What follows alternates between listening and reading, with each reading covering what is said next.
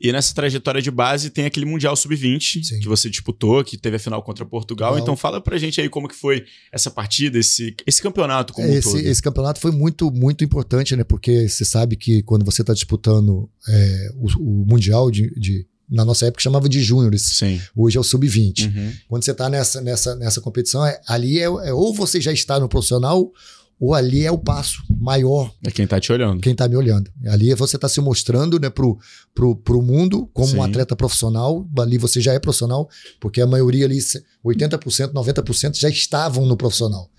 E eu tava em transição. Eu ia pro profissional e voltava a jogar nos júniores, né? Alguns jogadores já estavam no profissional. Marcelinho já jogava no profissional, Marquinhos já jogava no profissional, Rogério já jogava no profissional. O Elber também. O Elber também já jogava no profissional. Eu tava falando assim, só dos do Flamengo. Eu e o Djalminha, a gente ficava no profissional e voltava para jogar nas categorias de baixo. Então, aquilo ali pra gente era tudo. Então, era uma oportunidade gigantesca, né? Única. Não só no Flamengo. Se você não tivesse essa abertura no Flamengo, você tinha, como eu tive a possibilidade de assinar com o Boa Vista. O Boa Vista veio em cima de mim, né, para assinar, para ficar já em Portugal, lá de Portugal, mas aí queria que eu arrumasse na época tinha que casar com a portuguesa, para arrumar a cidadania portuguesa. Então, assim, era muita coisa, né, que existia na época. Mas era uma trajetória que eu sempre pensei em jogar a seleção brasileira. Então, esse caminho para mim era tudo. Não só no profissional do Flamengo, como na própria seleção, que todo mundo dizia, aqui, você se mostrando aqui é um passo importante para ter essa transição para a seleção principal. Então era quando você convoca para um mundial desse, e como foi o tamanho desse mundial, né? E aí a gente faz a classificação inteira, classifica em primeiro, depois vai fazendo os mata-matas, né?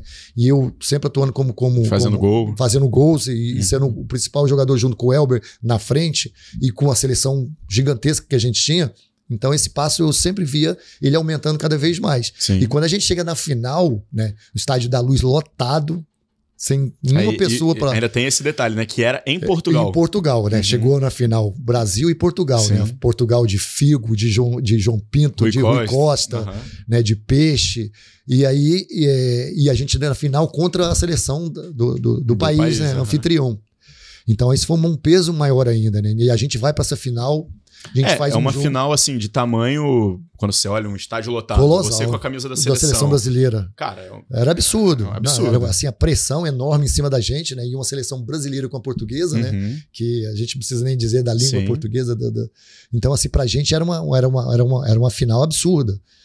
E a gente vai para essa final, faz um grande jogo, né? Eu faço 2 gols na final.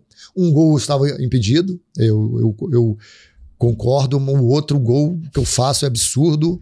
Golaço, o Marquinhos rouba a bola do lado esquerdo, dá um passo para mim, eu tô de fora da área, vejo que o goleiro tá adiantado, domino a bola, dou um toquinho por cima de cobertura. O cara marcou falta do Marquinhos lá atrás, que não tem falta nenhuma, cara. Absurdo que ele marca, porque ele tinha marcado impedimento, mas ele viu que não tava impedido.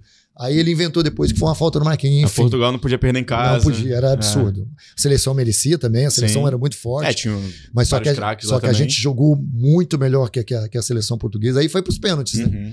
E aí nos pênaltis, você sabe, né? Aí, ainda bem que eu não bati, ainda bem que eu não perdi.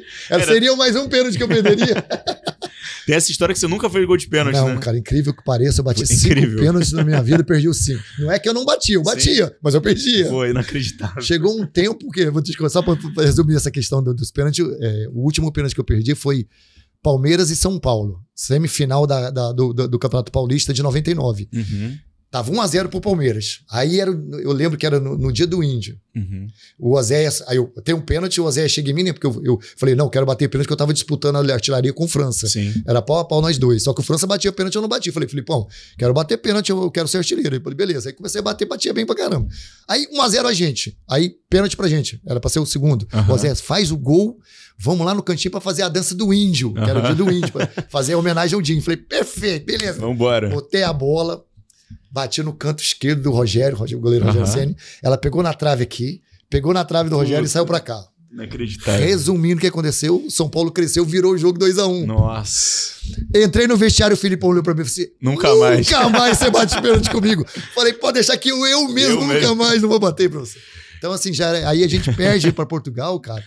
Nos pênaltis, uma final de Mundial que essa sim, foi a segunda, né, que eu já tinha perdido. Sim. Eu ganhei tudo na minha vida. Agora botou Mundial comigo, eu perdi 4. Disputei 4 e perdi 4 mundiais. O de clubes 99. Os dois, né, da seleção. Sim. Os 2 na seleção e os 2 do Mundial de Clubes. Um no Grêmio de 95. Sim, verdade, Grêmio de 95. Que a gente perde nos pênaltis também pro Ajax. E depois 1-0 do Manchester United com o que foi roubado também. Também. Isso, ainda bem que você sabe disso. Esse aí você já acompanhou esse já, aí eu né? sei, esse aí eu sei. E o do Ajax também, porque ele expulsa o Rivarola.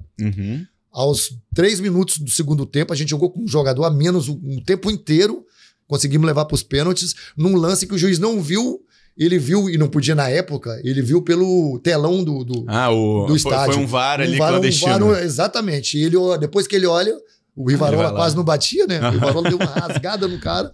Aí ele viu a coisa, expulsou o Rivarola. Mas enfim, 4 mundiais, 4 derrotas. Esse questão do Mundial me arrebenta. Me arrebenta, Rodrigo.